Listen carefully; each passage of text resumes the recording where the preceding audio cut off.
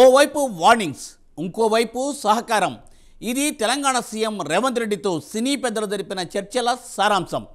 ఎట్టి పరిస్థితుల్లో benefit show, premier షోలు ఉండబోవన్న రేవంత్ రెడ్డి సినీ రంగానికి ప్రభుత్వం తరఫున పూర్తి సహకారం ఉంటుందని భరోసా ఇచ్చారు. రాజకీయ పార్టీలకు దూరంగా ఉండాలని ఆయన సూచనలు చేశారు. లా అండ్ ఆర్డర్కు అడ్డు వస్తే ఎవరిని ఉపేక్షించబోమని హెచ్చరికలు చేశారు. సామాజిక బాధ్యత గుర్తెరిగి మెరగాలని నటీనటులకు ఆయన సూచన చేశారు. మొత్తానికి పరస్పరం సహకరించుకోవాలని నిర్ణయం తీసుకున్నారు. ఇక్కడ తగ్గిందెవరు, నెగ్గిందెవరు? Let us watch the story.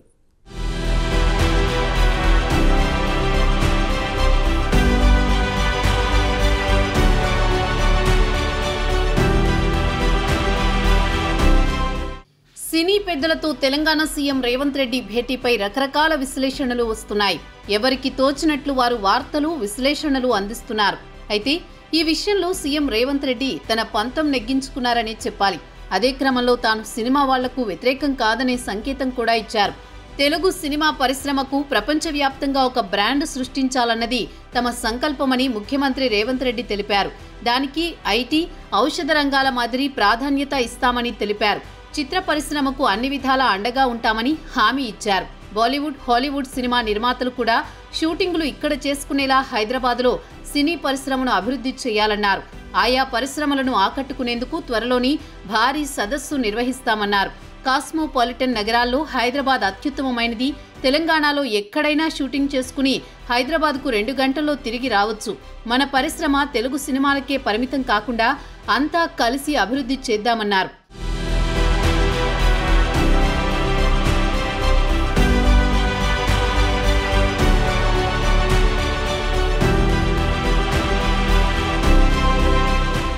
ముంబైలో సానుకూల వాతావరణం ఉండడం వల్లే బాలీవుడ్ అక్కడ స్థిరపడిందని, బాలీవుడ్ సినిమా షూటింగులు కూడా హైదరాబాద్లో జరిగే విధంగా చర్యలు చేపడతామన్నారు.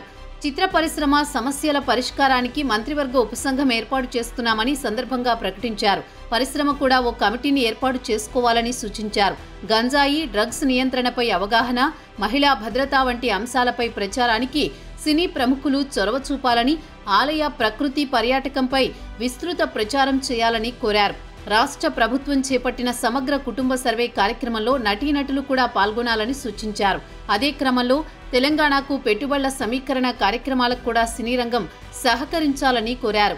సినిమా పరిశ్రమకు ఏది చేసినా కాంగ్రెస్ ప్రభుత్వాలే చేశాయి. స్టూడియోలకు స్థలాలు, నిర్మాణాలు, నివాస స్థలాలు, ఫిలింనగర్, చిత్రపురి కాలనీ, కార్మికులకు ఇళ్లు, ఇతర సౌకర్యాలు కాంగ్రెస్ ప్రభుత్వాలే ఇచ్చాయని ఈ సందర్భంగా గుర్తు చేశారు రేవంత్. గత కాంగ్రెస్ ప్రభుత్వాలు సినీ రంగానికి చేసిన కృషిని కొనసాగిస్తామన్నారు. సినిమా పరిశ్రమను ప్రోత్సహించడం, అత్యున్నత స్థాయికి తీసుకువెళ్లడమే మా లక్ష్యం. గత ప్రభుత్వ హయాంలో తెలంగాణలో సినిమా అవార్డులు ఇవ్వలేదని, మా ప్రభుత్వం వచ్చాక గద్దర్ అవార్డును ప్రవేశపెట్టామని చెప్పారు.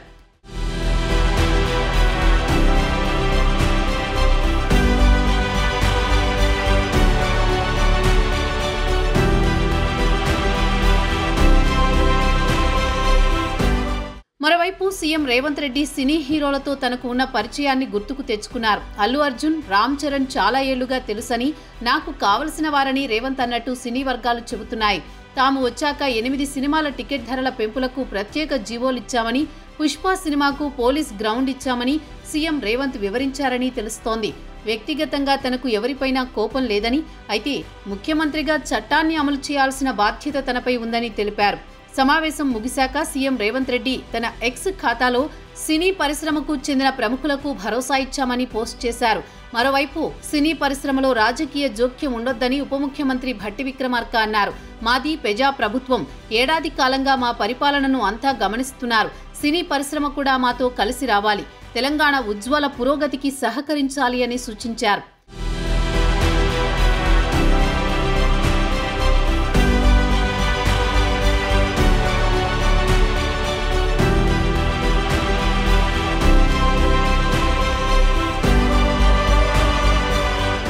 మొత్తం మీద సినీ పెద్దలు, సీఎం రేవంత్ మధ్య చర్చల ఫలితం కొంత మోదం, కొంత ఖేదం మాదిరి ఉందని విశ్లేషకులు చెబుతున్నారు.